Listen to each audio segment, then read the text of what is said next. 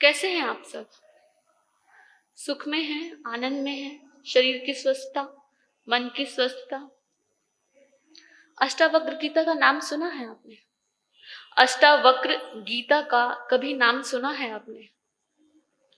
गीता सुना है आपने? गीता बहुत प्रकार की गीता है। गीता का अर्थ क्या है? गीता अर्थात जो गाया गया, दो स्थिति प्रज्ञाओं के बीच जो संवाद हुआ, जो बातचीत में जो गाकर जो बात हुई, उसको बोला गीता। वो गीता, वो संवाद किसी के भी बीच हो सकता है। जो भगवान महावीर और गौतम स्वामी के बीच के संवाद है वो भी गीता है। जो भगवान कृष्ण और अर्जुन के बीच के संवाद है वो भी गीता है। ऐसे ही जितने भी संवाद हैं, जितने भी बहुमूल्य आत्मा के ज्ञान है, वो सब क्या है? गीता है। एक सन्यासी 3 दिन का भूखा, उसे कहीं भी भिक्षा नहीं मिल रही। 3 दिन से प्रयास कर रहा है कि कहीं तो कुछ तो खाने को मिल जाए। फिर किसी ने दया कर कर दाल और चावल भिक्षा में बहरा दिए। जहां उसका निवास था वहां आया, दाल चावल को इकट्ठा किया, पानी डाला, लकड़ी जलाई और दाल चावल को उबालना शुरू कर दिया। कोई कार्य जो आप बड़ी मेहनत से करते हो और उसके फल का भी आपको क्या रहता है? आपने कोई नई रेसिपी सीखी यूट्यूब से, कहीं से, या कोई व्यापार में कोई नई टेक्निक सीखी, तो आपको क्या लगता है? जल्दी से बना के देखिए कि ये कैसे। वैसी ही बेचैनी उस सन्यासी के मन में कि जल्दी से ये दाल चावल उबले और मैं। तभी वहां से 2 बैल लड़ते हुए आते हैं। लड़ते लड़ते उसके पात्र को गिरा देते हैं, उसके दाल चावल। सन्यासी एकदम हाय, इतनी मेहनत से दाल चावल मिले और ये बिखर गए। एकदम से आंख खुलती है। आंख खुलती है तो देखते हैं ना कोई सन्यासी है, ना दाल है, ना चावल है, ना बैल है। देखते हैं तो सैया पर लेटे हैं। सोने की शैया है, राज दरबार है। एकदम भान आता है कि मैं तो राजा जनक हूं। अरे ये तो स्वप्न चल रहा था। स्वप्न में मैं सन्यासी, पर मैं तो राजा जनक हूं।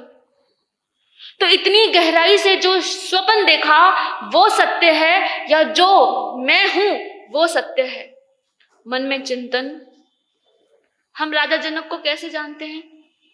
बस सीता माता के पिता के रूप में। बस हर किसी का इस धरती पर, इस पृथ्वी पर, हर किसी का अपना अलग अस्तित्व है। सीता माँ की कहानी जो चल रही है, जनक की अलग चल रही है, राम की अलग, दशरथ जी की अलग, सबकी, सब पात्रों की, आपकी अलग, मेरी अलग, हम सब की। और हम सब उतने ही महत्वपूर्ण हैं जितना कोई और। उधर राजा जनक रात भर सो नहीं पाए, पलटी मारते रहे कि ये कैसा स्वप्न, ये कैसा, इतना सत्य। कभी कभी आपको भी लगता होगा, कोई सपना आप देखते होंगे तो लगता होगा कि सच है। और ये हमारे शरीर की, ये हमारे दिमाग की बनावट ऐसी है, जो कार्य आपको लग रहा है कि अभी उठकर करना चाहिए, दिमाग आपको वही सपना दे देता है। कभी कभी हमें लगता है कि हमें बहुत जोर से टॉयलेट आया है सपने में, और जब आंख खुलती तो पता चलता है कि सच में भी आया होता है। तो क्या हमारा दिमाग सपने के माध्यम से हमें क्या देता है? मैसेज देता है। तो राजा जनक को बड़ा शौक था शास्त्र की चर्चाएं करने की। उनके सभा में निरंतर धर्म पर चर्चा हुआ करती थी। तो अगले दिन भी सभा लगी और सभा में कहा गया, जो इस बात को बता देगा कि स्वप्न सत्य है या ये जो खुली आंखों से देखा जा रहा है वो सत्य है, उसको 100 गायें दान में दी जाएंगी। और गायें भी कैसी? जिनके सींगों पर सोना, देख रहे हो आप वैभव, गायें दान कर रहे हैं। कैसी गायें? जिनके सींग सोने से लदे हुए हैं। ऐसी 100 गायें आपको दान दी जाएगी जो मेरे मन का समाधान कर दे। बड़ी से बड़ी सभा लगी हुई है, बड़े से बड़े पंडित आकर बोल रहे हैं। कोई कह रहा है नहीं स्वप्न सत्य है, कोई कह रहा है नहीं जीवन सत्य है।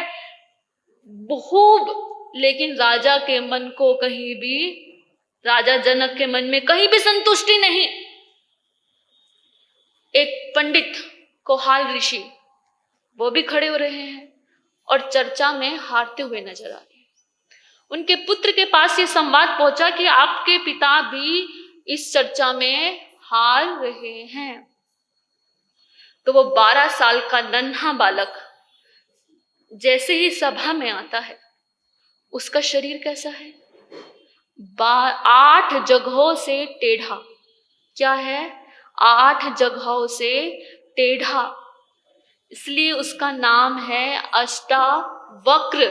8 जगह से जो वक्र है, वक्र मतलब टेढ़ा, जो 8 जगह से टेढ़ा है, वो सभा में आ रहा है और आके कहता है कि मैं समाधान करता हूं।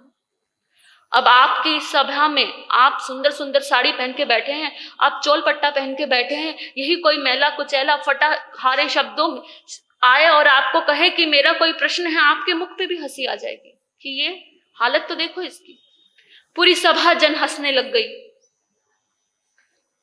अष्टावक्र वो टेढ़े कैसे हो गए? जब उनके पिता कोहार ऋषि वैदिक ब्राह्मण थे, जब भी वो वेदों का कथन पठन किया करते थे तो वो अंदर से कुसमुसा जाते। अंदर से उन्हें लगता कि सिर्फ शब्दों का व्यापार हो रहा है, भीतर कुछ भी वेद का नहीं जा रहा मेरे पिता के। जैसे ही उनके पिता कोई शब्द गलत पढ़ते या कुछ भाव गलत करते तो वो गर्भ का बच्चा अंदर से कुसमुसा जाता। ऐसे गर्भ में वो 8 बार कुसमुसाए, इसलिए वो जब पैदा हुए तो 8 जगह से वक्र थे। अब सभा में आए, सभा जोर से खिलखिलाने लगी। खिलखिलाते हुए देखकर, कभी कभी ऐसा होता है कि हमें हंसी नहीं आती, लेकिन जब हमारे चारों तरफ लोग हंस रहे होते तो हमें भी हंसी आ जाती है। सभापति को हंसते हुए देखकर राजा जनक को भी अष्टावक्र देख रहे हैं, हंस रहे हैं सब। अष्टावक्र और जोर से हंसते हैं, हा हा हा। राजा जनक एकदम सहम गए। पूछा, पुत्र सभा हंसती है पता चल रहा है, मेरे मुख पर हंसी आई पता चल रहा है, तुम किस लिए हंसे? अष्टावक्र, तुम पहले बताओ कि तुम क्या देखकर हंसे? इस शरीर को देखकर हंस रहे हो, चमार हो तुम। राजा जनक एकदम कांप गए। 12 साल का बालक चमार, एकदम विनम्र बढ़ गए और बोले, किस प्रकार? कह रहे, इस शरीर को देखकर हंसे, इस चमड़े को देखकर हंसे, चमार हो तुम सब। ये पंडितों की सभा है, ये ज्ञानियों की सभा है, तुम सब चमार हो। हम भी करते हैं ना ऐसा। जब भगवान कह रहे हैं कि कर्म से कोई ब्राह्मण है, कर्म से कोई क्षत्रिय है, कर्म से कोई शूद्र है, हम जाति में पैदा हो गए तो हमें लगा हम बहुत बड़े हो गए, तो क्या हम किसी के शरीर का मजाक नहीं उड़ाते? उसकी नाक मोटी है, उसका रंग काला है, उसकी आंखें ऐसी हैं, उसका शरीर ऐसा है, तो हम सब क्या चमार नहीं है? क्या जैन बन गए कि आप जन्म ले लिया? कर्म क्या है हमारे? तो अष्टावक्र कह रहे हैं, चमार हो तुम, इस चमड़ी को देखकर हंसते हो, चमार हो तुम। एक घड़े के अंदर जो आकाश है वही बाहर आकाश है। मैं तुम्हारे प्रश्न का जवाब देता हूं राजा जनक, ना स्वप्न सत्य है ना ये सत्य है, जिस अधिष्ठान में ये घट रहा है वो सत्य है। समझ आया? ना जो आंखों से देखा जा रहा है वो सत्य है, ना जो आप सपने देखते हो वो सत्य है, जिसके कारण ये सब हो रहा है, ये घटित हो रहा है वो सत्य है।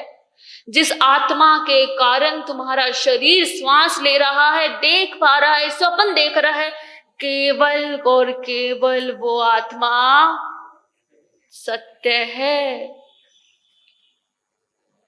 राजा जनक तो बेचैन हो गए, पूरी रात उन्हें नींद नहीं आई। एक खलबली सी मच गई, एक अंदर, आपके अंदर बची खलबली नहीं, लेकिन राजा जनक के अंदर खलबली मच गई। रात भर सो नहीं पाए, सुबह सैर के लिए निकले। सैर पे निकल रहे हैं तो अष्टावक्र टहलते हुए दिखे, घोड़े से उतरे और चरणों में लेट गए। अब उन्हें ध्यान नहीं आ रहा कि वो कितने बड़ी उम्र के राजा जनक और कहाँ ये 12 साल का बच्चा पैरों में लेट गए। मेरे कुछ प्रश्नों का उत्तर दे दो, मेरे कुछ प्रश्न हैं, उत्तर दे दो। मेरे साथ मेरे महल चलो, मेरे कुछ प्रश्न हैं। अष्टावक्र भी चल पड़े साथ में। सावधान हो जाइए, ये बात, ये संवाद अष्टावक्र और राजा जनक के बीच का है। कोई साधारण बात नहीं है। आपके मन को मनोरंजन मिले ऐसी बात नहीं है, आपके मन को संतुष्टि मिले, आपके अहंकार को संतुष्टि मिले ऐसी बात नहीं है। ये संवाद है। अष्टावक्र क्या कह रहे हैं, राजा जनक क्या कह रहे हैं, ये यात्रा आपकी है। ये स्वयं को जानने की यात्रा है, ये आपको, खुद को, हमको जानने की यात्रा है। आप अपना एक कीमती समय 1 घंटा यहाँ पर आकर देते हैं, उसमें भी वही कहानी सुनने चाहते हैं जिसमें आपको हंसी आए, तो कथा बड़ी अच्छी है। चुटकुले हो तो मजा आता है। संवाद है। ऐसे 2 स्थिति प्रज्ञाओं के बीच में क्या कह रहे हैं, क्या पूछ रहे हैं। जिज्ञासा, पहला प्रश्न पूछते हैं राजा जनक, कथम ज्ञानम वाप्नोति, कथम मुक्तिर भविष्यसि, वैराग्यम चम कथम प्राप्त तेद मम प्रभो। क्या हमारे भीतर हुआ? उस दिन मैंने कहा था, हम सुनते सुनते हमारा इतना समय बीत गया, कभी हम श्रावक बने, श्रवण करने की इच्छा हुई। आज आप यहाँ आए, आपने सोचा कि आज हम ये सुनेंगे, कथा होने के बाद हम ये प्रश्न करेंगे। हमारे भीतर ये जिज्ञासा नहीं। जब तक आपके भीतर जिज्ञासा नहीं, यहाँ बैठकर सुना हुआ सब व्यर्थ, सब कुछ व्यर्थ। तो राजा जनक के भीतर इच्छा हुई, कथम ज्ञानम वाप्नोति। 4 प्रकार की जिज्ञासाएं बताई हैं। एक ज्ञानी की जिज्ञासा, अब आप देख लेना आप कौन हो उसमें। एक ज्ञानी की जिज्ञासा, एक अज्ञानी की जिज्ञासा, एक मूढ़ की जिज्ञासा, एक मुमुक्षु की जिज्ञासा। ज्ञानी की जिज्ञासा क्या? पहली बात तो ज्ञानी वो जिसकी सब जिज्ञासाएं मिट गई। जो हम किताबों में ज्ञान पढ़ रहे हैं वो जानकारी है। ध्यान रखना, जितने भी आप शास्त्र पढ़ते हैं वो पढ़ना, वो आपकी बुद्धि संग्रहित कर रही है, वो सिर्फ एक जानकारी है। उस जानकारी का भी हम घमंड कर लेते हैं तो हम क्या हैं? अज्ञानी। आपको लगता है इतने शास्त्र मैंने पढ़ लिए, इतने शास्त्र मुझे आ गए, मैंने कंठस्थ भी कर लिए। चलो, ये तो आपकी बुद्धि का सामर्थ्य हुआ, केवल और केवल बुद्धि की बात हुई। इसमें ज्ञान का कोई लेना देना नहीं है। ज्ञानी की जिज्ञासा क्या? जिसकी सभी जिज्ञासाएं समाप्त हो गई, सिर्फ जाना कैसे जाए। उस जानने वाले को जो सब कुछ जान रहा है, उसको जानने की यात्रा है ज्ञानी की जिज्ञासा। अज्ञानी की जिज्ञासा क्या? मेरी जैसी जिज्ञासा अज्ञानी की जिज्ञासा हो सकती है। बहुत सारी चीजें पढ़ ली, ये भी पढ़ लिया, वो भी पढ़ लिया, और पढ़ के क्या लगा, हाँ मुझे तो इतना अच्छा आता है, सामने वाले को तो कुछ पता ही नहीं। क्योंकि मैंने पढ़ा है, मैंने जानकारी अपनी बुद्धि के सामर्थ्य से जितनी जानकारी इकट्ठी की, उस पर घमंड होना, मान होना क्या है? अज्ञानी की जिज्ञासा। ये जिज्ञासा कैसे बढ़ेगी कि लोग, मैं अच्छा बोलूं, आप मेरी तारीफ करो, मेरी जैसी अज्ञानी की जिज्ञासा तुष्ट हो जाएगी। तीसरा है मूढ़ जिज्ञासा। मूढ़ जिज्ञासा कैसे है? मेरा बच्चा कब होगा, मेरे बच्चे की नौकरी कब लगेगी, मेरा पति कब सुधरेगा, मेरी पत्नी कब सुधरेगी, मेरी सास कब अच्छी होगी। ये सारी जिज्ञासाएं किसकी हैं? मूढ़ की जिज्ञासा है। गुरु के पास भी हम इच्छा लेकर आते हैं। कितनी मंद बुद्धि की बात है, भगवान के पास भी हम इच्छा लेकर जाते हैं। अब कपड़े की दुकान पे चप्पल मांगोगे तो मिल जाएगी क्या? खाने भोजन की दुकान में कुछ और मांगोगे मिल जाएगा क्या? जिसके पास जो है वही तो देगा। जो सब इच्छाओं को समाप्त कर कर बैठा है, जो वीतरागी हो गई, उस भगवान महावीर के आगे भी हम क्या मांगते हैं? है ना मूर्ता भरी बात। जिसके पास जो है ही नहीं वो आपको कैसे देगा? जो कह रहा है इसको छोड़ो, इस बात को छोड़ो, आगे बढ़ो, ये है मूढ़ की जिज्ञासा। और चौथी है मुमुक्ष की जिज्ञासा। मुमुक्ष अभी ज्ञानी नहीं हुआ, लेकिन उस जानने को तड़प रहा है। वो जानना चाहता है कि आखिर वो है क्या, वो रास्ता क्या है। हमको लगता है पाप कर लेंगे तो नरक में चले जाएंगे, पुण्य कर लेंगे तो स्वर्ग में चले जाएंगे। नहीं, नरक स्वर्ग तो बहुत छोटी बात है। जब तक इन मैं नामक रूपी चीजों में फंसे रहोगे, सबसे बड़ा दंड क्या है? तुम्हारा जन्म मरण, जन्म मरण, जन्म मरण होता ही रहेगा। सबसे बड़ा अगर दंड है, चाहे तुम देवता बन जाओ, चाहे नरक में चले जाओ, चाहे अंबानी जैसे अमीर बन जाओ, कुछ हाथ में नहीं है, ये दंड ही है, बार बार जन्म मरण जन्म मरण जन्म मरण। तो मुमुक्षु की जिज्ञासा क्या है कि इस जन्म मरण को छोड़ दूं, हट जाए। तो यहाँ पे राजा जनक की कौन सी जिज्ञासा है? मुमुक्ष की जिज्ञासा। कथम ज्ञानम वाप्नोति, ज्ञान कैसे होता है? कथम मुक्तिर भविष्यसि, मुक्ति कैसे होगी? वैराग्यम चम कथम, वैराग्य कैसे होगा? अगर आपसे कोई पूछे तो आपको तो पता ही है, शास्त्र पढ़ने से ज्ञान हो जाएगा, महाराज जी के पास आने से मुक्ति हो जाएगी, और जो संसार छोड़ के यहाँ बैठ गए उन्हें वैराग्य हो गया। अब भरे हुए घड़े में पानी डालो तो कुछ अंदर जाएगा क्या? जब आपको पता ही है तो कुछ पता लगने वाला ही नहीं है। जो खाली है उसके भीतर, अभी राजा जनक को नहीं पता क्या वैराग्य क्या है?